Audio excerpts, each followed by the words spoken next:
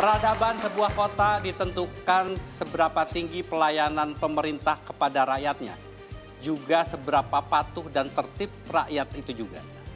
Teknologi tentunya akan membantu bagaimana sebuah kota mencapai sebuah peradaban yang lebih baik.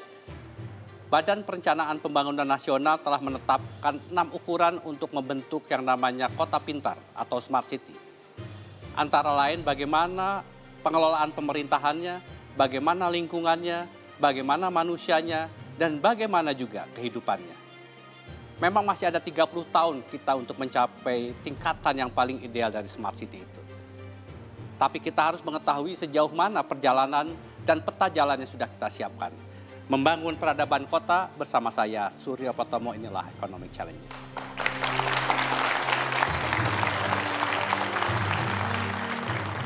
Seperti biasa, malam hari ini saya ditemani oleh rekan saya Leo Samorsir. Leo, ya Mas Tommy. Menarik sekali kita akan membahas bagaimana peradaban kota dibangun dengan pendekatan membentuk kota pintar. Ya. Siapa saja tamu yang kita undang malam hari ini? Malam ini Metro TV Economic Challenges memperoleh kehormatan 4 orang narasumber yang akan bersama-sama mencari tahu bagaimana membangun peradaban kota. Yang pertama adalah Ketua Lembaga Pengembangan Inovasi dan Kewirausahaan Institut Teknologi Bandung, Suhono Supangkat. Pak Suhono, selamat malam. Selamat malam. Menteri Perencanaan Pembangunan Nasional, Kepala Badan Perencanaan Pembangunan Nasional, Bambang Brojonegoro. Pak Bambang, selamat malam. Selamat malam. Menteri Dalam Negeri, Cahyo Kumolo. Pak Cahyo, selamat malam. Malam. Dan ini adalah orang yang sangat berwenang mengatur kota, karena beliau adalah Wakil Ketua Asosiasi Pemerintah Kota Seluruh Indonesia atau APEKSI, yang juga adalah Wali Kota Ternate, Burhan Abdurrahman. Pak Burhan, selamat malam. Itu Mas Tommy yang akan mencari tahu bagaimana sebetulnya membangun kota yang betul-betul membuat kita sejahtera. Baik, Leo, nanti kita cari lebih dalam lagi apa persoalan yang dihadapi dalam upaya kita mencapai kota pintar. Sebelum kita memulai diskusi, mari kita lihat tayangan berikut ini. Presiden Joko Widodo menegur kepala daerah soal tidak jelasnya arah dan prioritas pembangunan di daerah. Saya ingin ingatkan bahwa kita ini sudah bertahun-tahun, anggaran kita tidak pernah fokus. Perencanaan kita tidak pernah fokus dan tidak memiliki prioritas yang jelas.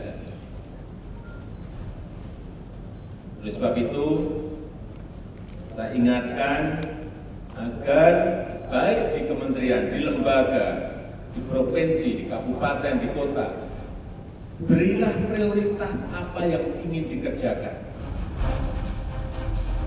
Pembangunan yang dilakukan pemerintah daerah selama ini dinilai hanya sebatas rutinitas anggaran tanpa memiliki perencanaan yang baik. Pasalnya pada tahun 2035, lebih dari 70% penduduk akan tinggal di perkotaan dan kota akan menjadi penentu perekonomian nasional. Untuk itu, kota-kota di Indonesia harus mempersiapkan diri untuk menjadi kota berdaya saing sekaligus rumah bagi ratusan juta penduduk. Pemerintah harus mampu mendorong pembangunan daerah agar semakin terarah dan menciptakan kota-kota berperadaban. Namun sanggupkah pemerintah mengubah pola pembangunan daerah?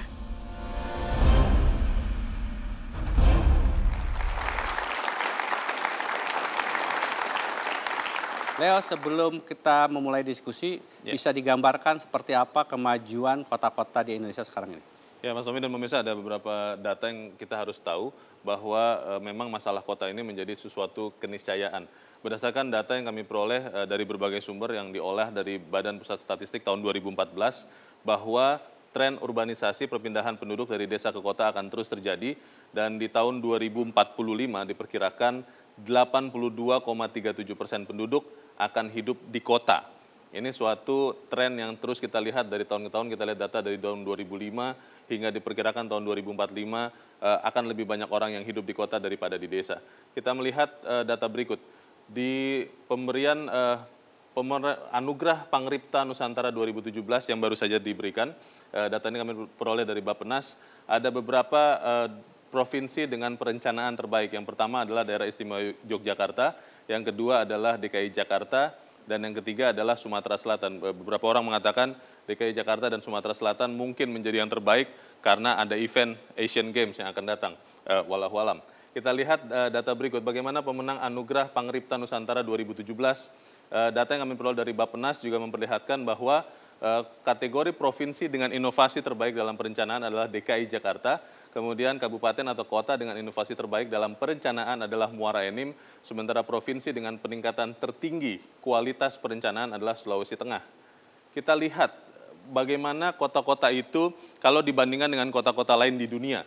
Data yang kami peroleh dari lembaga konsultasi global AT Kearney memperlihatkan Global Cities tahun 2016 bahwa Jakarta, Bandung, dan Surabaya yang masuk dari 125 kota yang diperingkat ternyata hanya ada di peringkat 110, 111, dan 109. Jadi peringkat yang bagus tadi ternyata kalau dibandingkan dengan kota-kota lain di dunia belum ada apa-apanya. Tetapi kalau kita melihat data dari IEC Business School, ini adalah sekolah bisnis terkemuka, sering menjadi peringkat 10 terbaik dunia, ini adalah sekolah bisnis dari Spanyol. Kita lihat dari sekian kota-kota yang masuk, dari 181 kota yang masuk, ada satu kota di Indonesia, yaitu Jakarta. Ada di peringkat keberapa? 170 dari 181. Kalau kita lihat ada beberapa kota di Asia, yang paling dekat mungkin adalah Manila, Filipina, itu di peringkat 145. Kita tidak usah bandingkan dengan Singapura, karena dia ada di peringkat 22. Seoul ada di peringkat 8, Tokyo ada di peringkat 12, sementara Kuala Lumpur, Malaysia ada di peringkat 88. Kita melihat apa sebetulnya indikator yang membuat Jakarta berada di peringkat 170 saja dari 181. Kita lihat bahwa dari 181 kota, untuk ekonomi Jakarta ada di peringkat 161, sementara yang relatif buruk adalah dari sisi lingkungan, environment 160, social cohesion ini adalah kesatuan warga 168, sementara yang cukup bagus adalah public management di peringkat 35 dan human capital di peringkat 95. Kita lihat indikator yang lain adalah urban planning Jakarta relatif masih belum begitu baik, 177 dari 181, sementara kerjasama internasional atau international outreach ada di peringkat 57. Kita lihat ada masalah di transportasi dan juga di teknologi. Kalau kita melihat pembangunan desa, apa yang terjadi dengan APBD-nya? Kita lihat dari data tahun 2016, ternyata relatif 60 atau 65% dana untuk daerah dipakai untuk belanja pegawai sekitar 39-40%, sementara 20-an persennya adalah belanja barang dan jasa. Yang harusnya banyak dipakai adalah belanja modal, itu baru sekitar 20-an persen. Pertanyaannya, kalau kita melihat data-data berikut juga, bagaimana belanja pegawai pada APBD Kabupaten Kota 2013, hampir sebagian besar hanya untuk belanja pegawai dan juga belanja yang tidak menunjang pembangunan rakyat.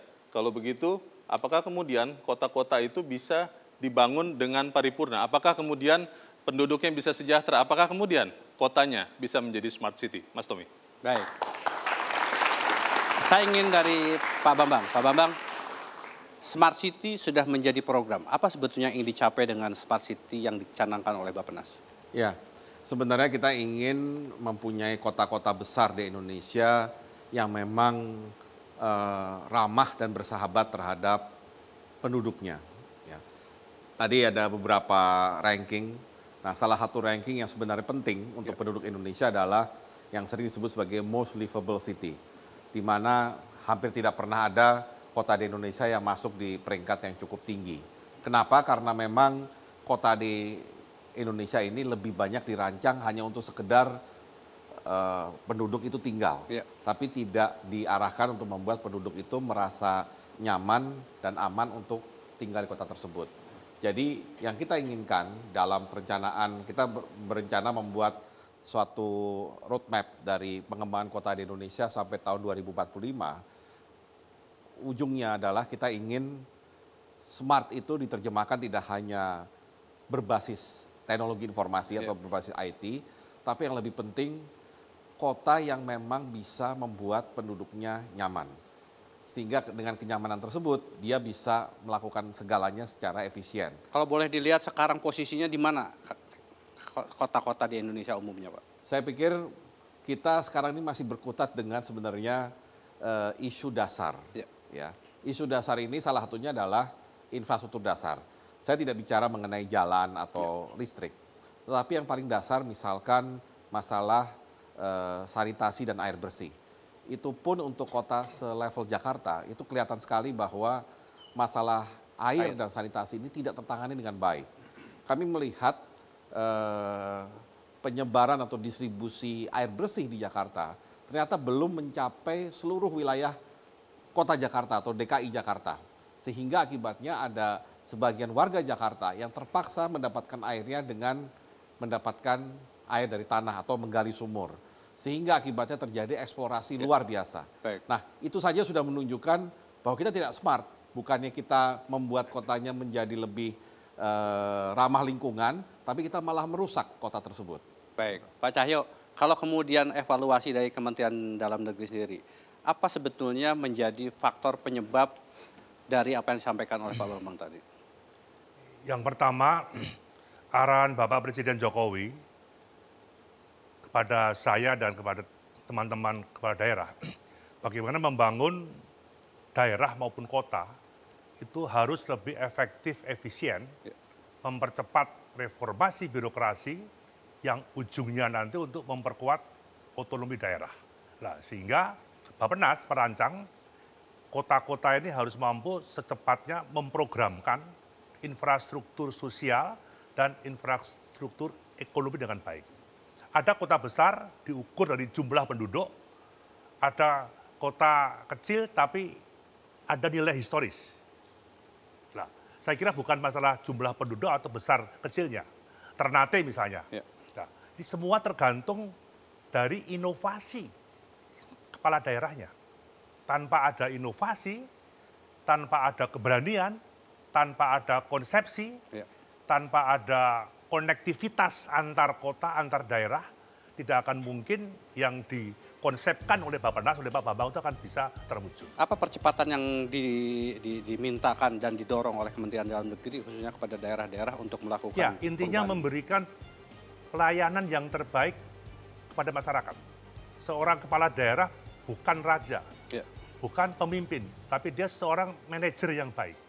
Dia harus mampu menggerakkan dan mengorganisir masyarakat di daerahnya menjadi kota yang modern, tapi modern tanpa meninggalkan identitas dan jati dirinya sebagai kota yang punya nilai adat, istiadat, budaya yang adat. Termasuk tadi, modern tapi sanitasinya jelek, air bersihnya tidak mampu, saya kira juga tidak mampu. Nah, saya kira ini yang ingin terus kita garap karena e-planning itu bagian daripada konsep kami dengan KPK, dengan BPKP, seluruh daerah kalau bisa punya e-planning. Baik.